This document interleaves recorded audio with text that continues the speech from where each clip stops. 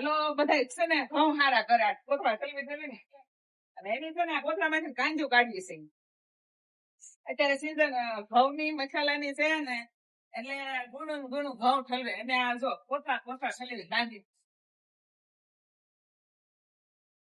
આ વિહુલ્યો છે બેની ખબર છે તમને બધાને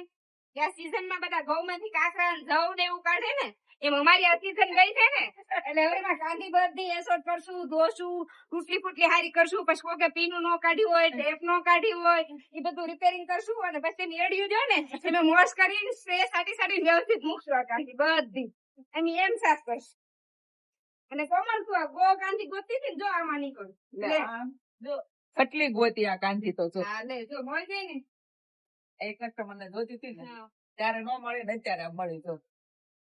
આમ જોવો અમારી કાંધું જો તમે કેટલા કોથળા છે આમ જોવો બધાને 5 માં 10 માં 20 માં થઈ રહે અમારે 150 કાંધી સેશન તોય નથી થઈ રહે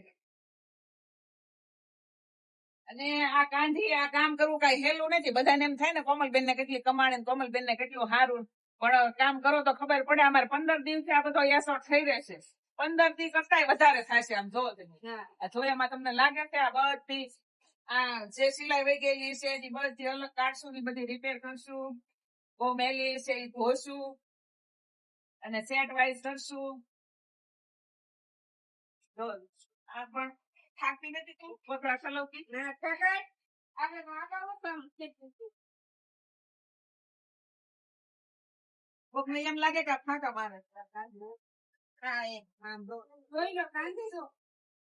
અલગ કાંધી આ તો અલગ અલગ આખી નથી બાપા હવે ત્યાં છે કાંધી ક્યાં એ આમ આગળ બાકી છે હા એ બધે નાખી આમ જો આવું બધું હોય ને એમાં રિપેર કરવું પડે આ તો જો ટેપ તો આમાં છે જો બહુ થઈ જાય અમારી સીઝન માં 108 માં કેમ આવે ગાડી એમ જો મારે ગાંધી આમે આવે હો પણ ખબર છે ચોકડી મારી ના આવે મારે ગાંધી આવી ચોકડી મારી ના આવે જોવા તમે આવું જો ભણેલા અનુભવ કરે ને એટલા તો અભણ અનુભવ કરે છે આમ તો કાંધી આરે પાછું હું આવે ને થેલી માં કઈ નક્કી જ નહીં